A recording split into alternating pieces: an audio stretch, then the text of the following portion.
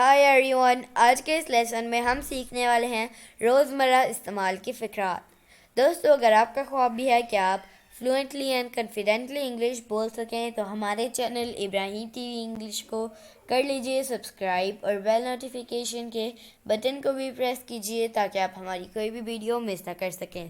तो चलिए शुरू करते हैं अपना आज का लेसन। रोज़मर्रा इस्तेमाल के फ़िक्रात।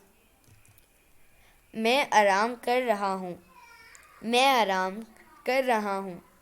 I am taking rest. I am taking rest.